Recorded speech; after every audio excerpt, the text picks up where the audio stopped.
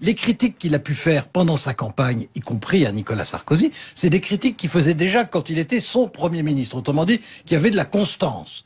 Tout ça, ça fait quand même beaucoup d'éléments. Nicolas Menac. Oui, enfin bon, il faut, on va rationaliser sur un phénomène qui a quand même une grande part d'irrationnel. La meilleure preuve, c'est que les d'inattendu. Et d'inattendu, la meilleure preuve, c'est que les fillonistes eux-mêmes n'en revenaient pas. Je dirais, Fillon le aussi, même s'il prétend qu'il imaginait une cristallisation à la fin, absolument pas de cette ampleur-là, et qui peut s'expliquer par une conjonction de phénomènes dont on ne sait pas s'ils vont perdurer bien longtemps. D'abord, la victoire de Poulidor, l'homme qui a toujours été second, au fond, qui a toujours été dans l'ombre. On aime bien en France, au fond, ceux qui se démènent, qui sont obstinés à la tâche, et puis un jour, on leur donne leur chance pour qu'ils soient les premiers. Ensuite, la victoire de la droite convenable, et ça, Nicolas Sarkozy a pas voulu le comprendre, la droite convenable ne voulait plus de lui. Je dirais, Fillon était, au fond, l'homme de province, le catholique, c'était parfait pour incarner, au fond, ce que, en 2012, ce qui avait déjà été signifié par la droite, au fond, qu'on ne voulait pas de cet agité, de cet histrion, et enfin, la droite catholique. Voilà, convenable, voilà, tout simplement.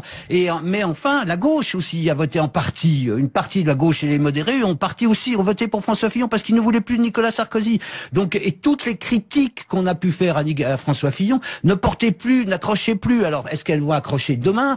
Ça sera intéressant parce que je termine là-dessus. Les Français ne veulent pas, même de droite, de son programme économique et social qui est beaucoup trop dur pour eux. Je veux dire, quand il dit qu'il faut virer 500 000 fonctionnaires, ils n'en veulent pas. Le libéralisme qu'il professe, ils n'en veulent pas. Donc, on va voir.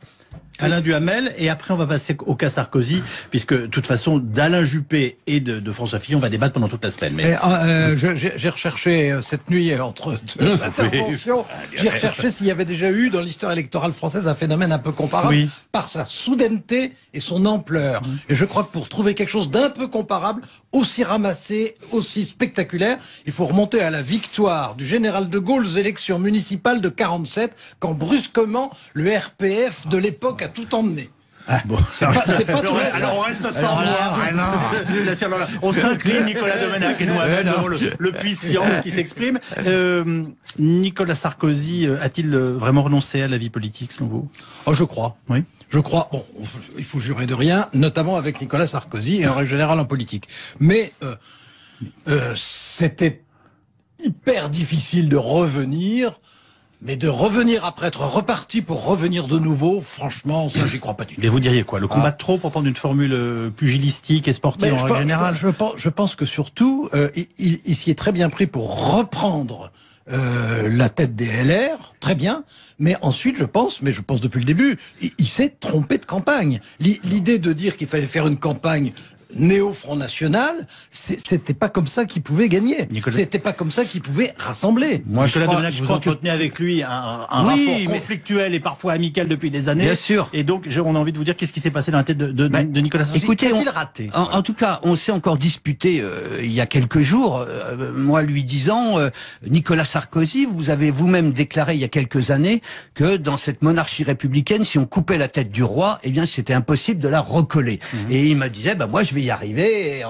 Non. Les Français ne se déjuge pas. On l'avait vu avec Giscard, on l'avait vu d'une certaine façon avec Lionel Jospin. Quand c'est fini, c'est fini. Ça, c'est à mon avis la première erreur qu'il a faite. La seconde, c'est que j'évoquais la droite convenable. C'était la droite qui l'a fait battre en 2012 et ça, il ne voulait pas en convenir. Il a fait une autre lecture de l'élection de 2012. C'est la troisième raison. La droite bourgeoise. La droite bourgeoise, c'est la droite bourgeoise, tout à fait. Tout à fait. La troisième chose, c'est que les électeurs qui sont partis au Front National, qui ont été cocus, ils n'ont pas envie de repayer la chambre ensuite. Donc, ils n'allaient pas retourner à Nicolas Sarkozy, c'était clair. Mais enfin, est-ce qu'il en restera là? Moi, je terminerai en disant que, au fond, il fait tellement bien les discours d'adieu, parce que ça a été ses plus beaux quand il est parti une première fois et quand il est reparti là, qu'au fond, il peut revenir une troisième fois pour faire un troisième discours sublime. Moi, je trouve que c'est la qualité de ces discours de renoncement, de renonciation. Ça prouve que c'est quand même quelqu'un qui, avec tous ses défauts personnels, a une envergure d'homme d'État, parce que pour arriver à faire à chaud comme ça quelque chose de ce genre, c'est respectable. Et pour arriver à faire oublier notamment que François Fillon a été parmi les plus durs contre lui, je veux dire en citant le général de Gaulle qui lui ne se serait pas présenté s'il avait été mis en examen, en rappelant que François Fillon aussi avait été voir le secrétaire général de l'Élysée pour qu'on active les procédures judiciaires. Il est passé par-dessus ça pour soutenir François Fillon, et ça va ressortir tout ça. Vous êtes surpris de ce soutien à François Fillon? exprimé non, alors je trouve que spontanément et avec autant de simplicité. Je trouve que sur le fond, c'est-à-dire si on regarde les programmes, pas les hommes, Nicolas en parlait à juste titre, oui, je pense que le programme inachevé de Nicolas Sarkozy est beaucoup plus près du programme bouclé dans les moindres détails de François Fillon que de celui d'Alain Juppé. Je pense que Alain Juppé cherchait d'abord le réalisme et je pense que François Fillon cherchait d'abord la cohérence, ça n'est pas la même chose, et que Nicolas Sarkozy, en fait, avec moins de cohérence, était réellement sur le fond plus près de François Fillon, même si je pense qu'il préfère à titre personnel, Alain Juppé à François Fillon. Ah, pour les avoir suivis de près, bon, je peux vous certifier qu'il y a eu des moments très durs entre les deux hommes, vraiment des moments d'affrontement où l'un et l'autre se traitaient de dingue, de fou et ne se supportaient plus. Mais il y a eu aussi une fraternité de combat beaucoup plus proche quand même entre Alain Juppé et Nicolas Sarkozy qu'entre François Fillon et Nicolas Sarkozy. Ça, c'est très clair. Il y a même eu un moment, une photo, peut-être que vous avez vu passer, lors du premier débat où Nicolas Sarkozy met la main sur le micro, il se tourne vers Alain Juppé et il lui dit, au fond, est-ce que tu aurais imaginé qu'on puisse se retrouver à faire les paltoquets là devant à s'expliquer devant tous ces nuls? Je veux dire, voilà, il y avait une complicité entre ces deux-là, réelle. Et il est passé au-dessus de ça. Au passage, le fait qu'un des défauts de Nicolas Sarkozy, qui a des grandes qualités par ailleurs, mais qui a pas mal de défauts, c'est systématiquement de sous-estimer ses adversaires et ses rivaux de façon quelquefois ridicule. Et de se surestimer soi-même. François Fillon... Je ne trouve pas tellement qu'il se surestime lui-même, je trouve qu'il sous-estime les autres. On peut se dire quand même que les deux marchent un petit peu ensemble. Les deux marchent ensemble, Alain Duhamel. Pas forcément. Bon. On peut très bien avoir une haute idée de soi-même, c'est le cas de certains grands scientifiques, et sans du tout sous-estimer les autres. Il était convaincu de gagner, Nicolas Sarkozy. Vous n'avez jamais eu de doute sur le fait qu'il fit finalement une campagne auquel il ne croyait pas, parce que parfois ça a été murmuré. Non, moi je l'ai vu aussi, bien sûr. Non seulement il y croyait, mais il pensait que personne n'était de taille à lui résister. Et alors, ça c'était quand même une erreur d'analyse énorme, il ne se rendait pas compte à quel point il irritait, même il exaspérait non seulement une partie des Français, ça c'est l'évidence, mais une partie des électeurs de droite. Et quand on le lui disait, moi je lui ai dit 2 ou 3 fois quand on se rencontrait, il me disait mais non, ça c'est des histoires de journalistes, vous croyez ça? Mais je crée un élan, je crée un enthousiasme, venez à mes meetings, lisez mes livres, etc. Bon, on faisait ça évidemment. Oui.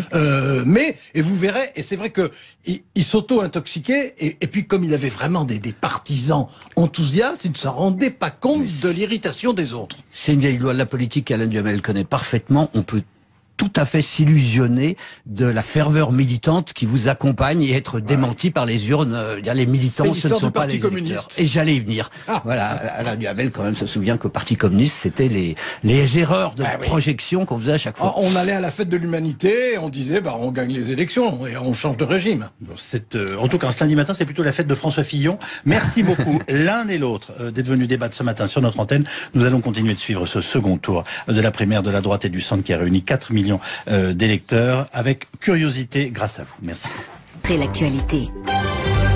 Pourra-t-elle rester à la tête du FMI si elle est condamnée ici en France? Question posée alors que l'ancienne ministre va comparaître devant la Cour de justice de la République dans l'affaire de l'arbitrage favorable à Bernard Tapie. Réponse de Rémi Sulmon dans un instant. C'est RTL vous en parle déjà. RTL matin 8h30. Et je vous rappelle les principales informations au lendemain du premier tour de la primaire. François Fillon désormais en position de favori avec 44% des voix, 28 pour Alain Juppé, 20 pour Nicolas Sarkozy. Nicolas Sarkozy qui apporte son soutien à son ancien Premier ministre, tout comme de nombreux sarkozystes. Brice Hortefeux ce matin sur RTL ou encore Laurent Wauquiez. C'est une vague, dit François Fillon qui promet d'amplifier sa campagne. J'ai décidé de continuer le combat. Ce sera projet contre projet, déclare Alain Juppé.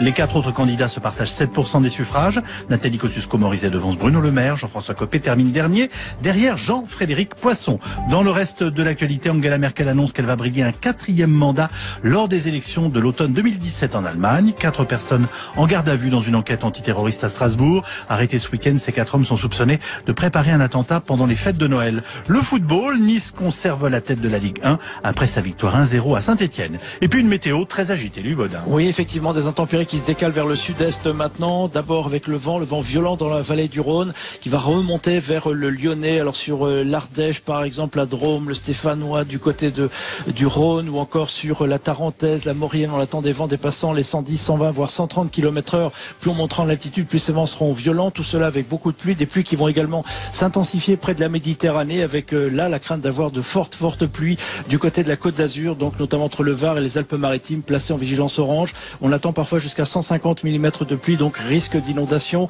Dans les autres régions, ce sera à peine mieux, avec des passages nuageux et pluvieux.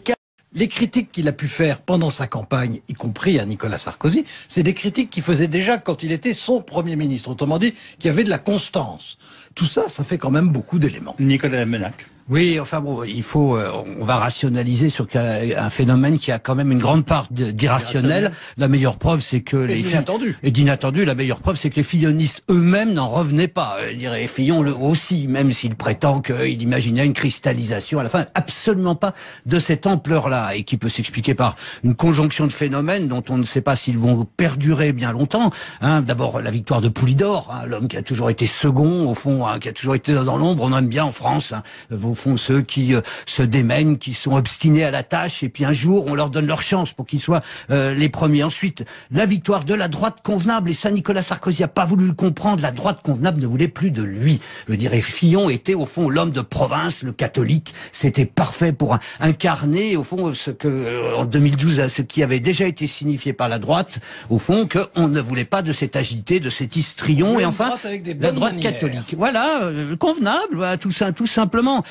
Mais enfin, la gauche aussi a voté en partie. Une partie de la gauche et les modérés ont voté pour François Fillon parce qu'ils ne voulaient plus de Nicolas Sarkozy.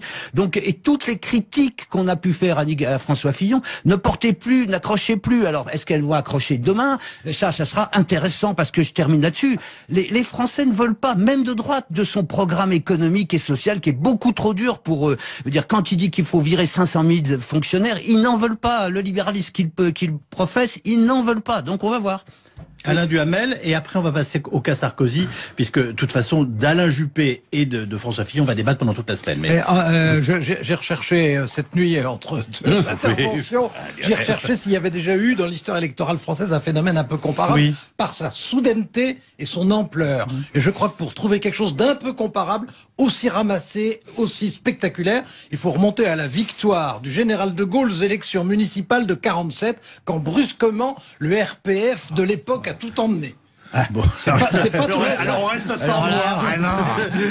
On s'incline, Nicolas Domenach et nous-mêmes devant le puissance qui s'exprime. Nicolas Sarkozy a-t-il vraiment renoncé à la vie politique selon vous?